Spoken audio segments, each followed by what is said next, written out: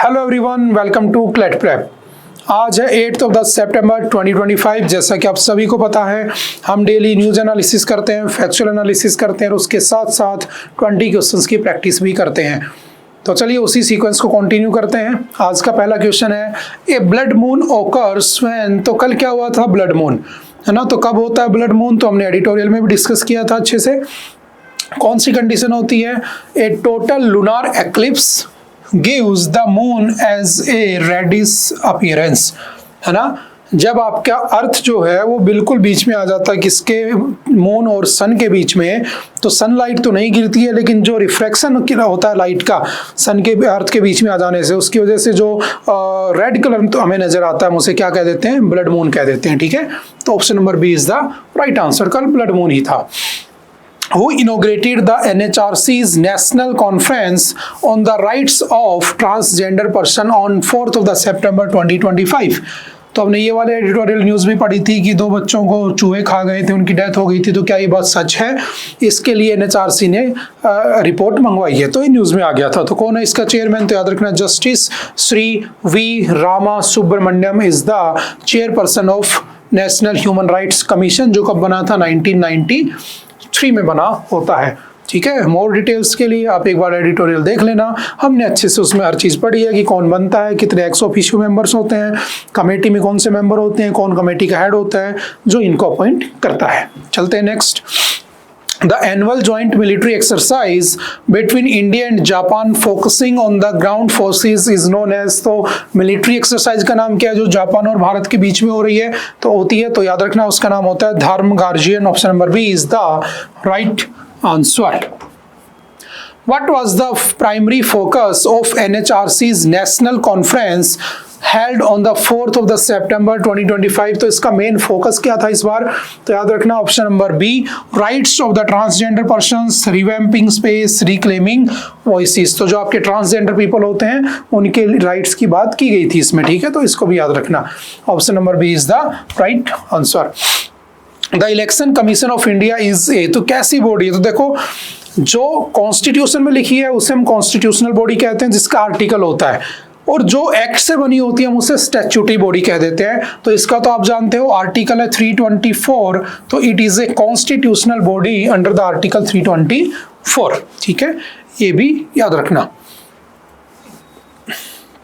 Next है, who was the first women chief election commissioner of India. तो कौन बनी है पहली, तो याद रखना VS Rama Devi.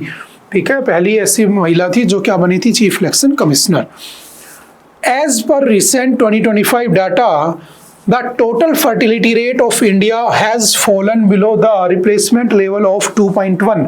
What is the approximate current TFR। तो कितनी चल रही है हमारी, 1.9 चल रही है। ठीक है, जो सबसे कम भी आपके बिहार में तो सबसे ज्यादा है ना, दिल्ली में और इनमें कम हो चुकी है। ठीक है, इसके ऊपर भी हमने एक आर्टिकल पढ़ा था।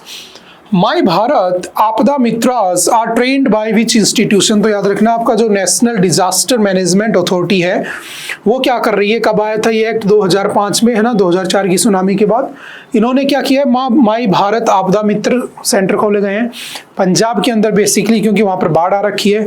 जो आपके नेचुरल डिजास्टर जैसे बाढ़ वगैरह होती है उसमें हेल्प करने का काम करेंगे।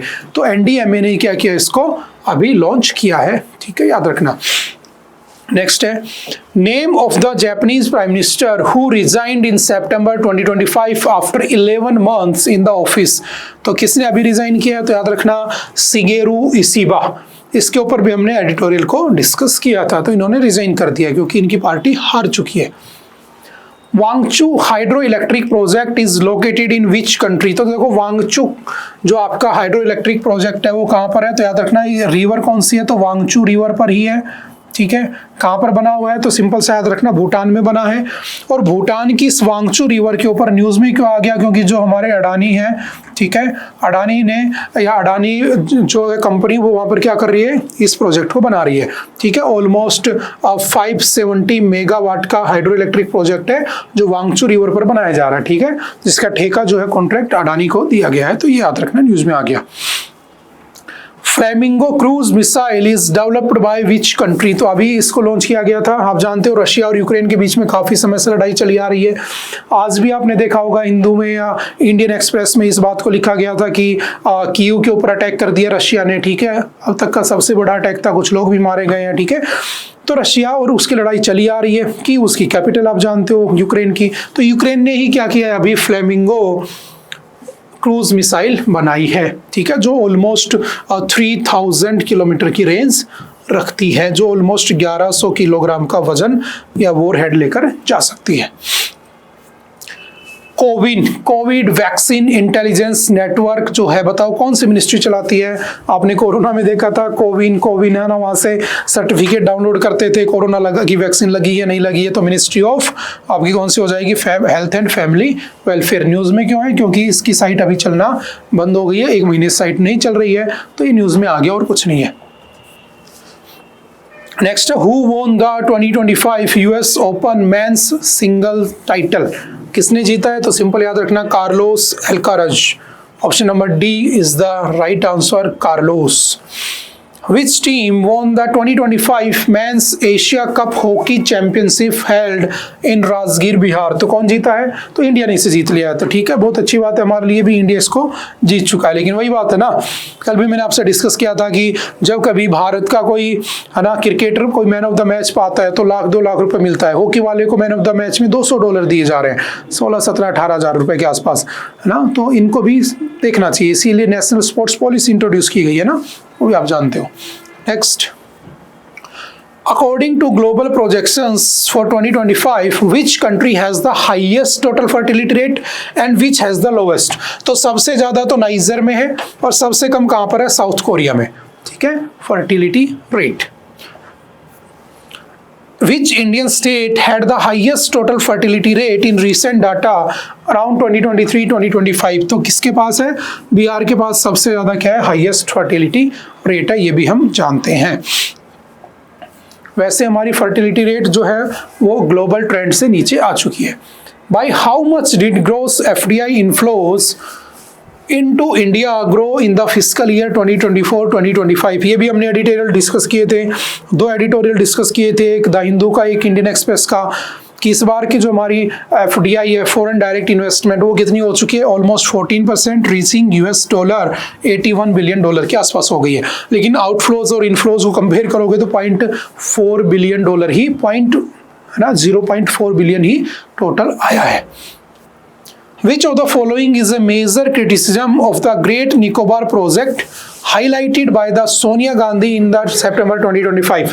तो क्या था great Nicobar project, threat to the indigenous tribal communities and ecological destruction, जो हमने एडिटोरियल में डिस्कस भी किया था। Which constitutional or statutory safeguard was allegedly bypassed in the Great Nicobar project? तो क्या था, आर्टिकल 338 का A, require consultation with the national commission for scheduled tribes, इनसे बात ही नहीं की गई थी और वहाँ पर प्रोजेक्ट लॉन्च कर दिया गया था। जबकि जो शेड्यूल्ड ट्राइब्स वहाँ पर रहते हैं, है ना, उनका हक है, जंगल उनका है, जंगल में वो लोग रहते हैं, उनकी परमिशन के बिना, उनको अच्छे से सेटलमेंट किए बिना, उनको कंपनसेशन दिए बिना आप कैसे वहाँ पे प्रोजेक्ट लगा सकते हो, ये सबसे बड़ा क्वेश्चन था ग्रेट निकोबार प्रोजेक्ट के ऊपर, ठीक है। तो ये भी ध्यान रखना। When was the National Human Rights Commission of India established and under which legal framework? तो कब बना था, तो ये बना था 12 अक्टूबर 1993 को, ठीक है। Protection of human rights act 1993 के अंडर में इसे बनाया गया था, ये भी ध्यान रखना, ठीक है। ये भी आज न्यूज में था। चलते नेक्स्ट। ओके, आई थिंक आज के लिए इतना ही था। आई होप कि आपको बातें समझ में आई होंगी। फिर भी अगर किसी तरह का कोई डाउट रहता है, कंफ्यूजन रहता है, तो आप एनी टाइम आकर मिल सकते हैं, पूछ सकते हैं, अपने डाउट क्लियर कर सकते हैं। ओके, बाय बाय, मिलते हैं दूसरे किसी नेक्स्ट लेक्चर में। Okay, thank you, have a nice day.